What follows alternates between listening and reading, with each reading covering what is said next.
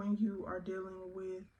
people that have strongholds on you, or you are giving so much power to, it takes a lot to walk away from those connections, especially when you are being judged in the process of doing so, because it doesn't look right to the next person, or it doesn't feel right to the next person. Still having the strength and the courage to look at that and still understand it is not for you, and still understand it is something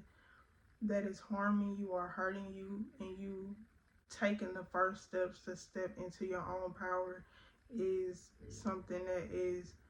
intimidating a lot of times. But I think it's important to do it anyways, even if it doesn't make sense to the next person, because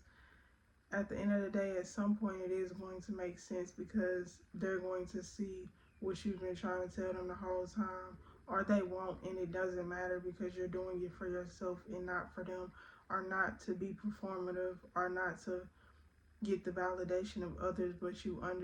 just doing it because you understand what's healthy for you and your mental health and your emotional stability. So I think that's important to understand when it comes to disconnecting from people, that sometimes it's not going to make sense to the next person, and that's completely okay,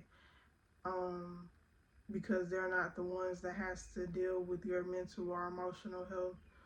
and they are not going to want to deal with that if you do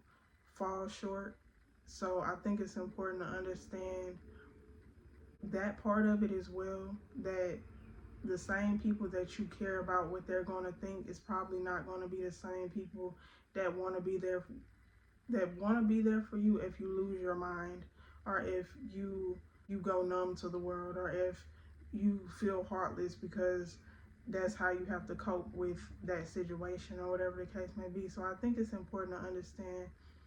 how to have a strong inner compass, but in order to do that, you have to do the inner work. And for me, what the inner work looked like was meditation. What the inner work looked like was cord cutting. What the inner work looked like was my vagus nerve. What the inner work looked like is breath work. So I think it's important to understand,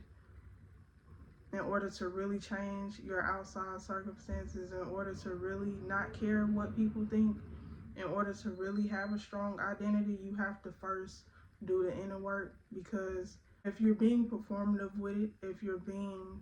the type of person that is just saying things instead of actually doing the action and the inner work,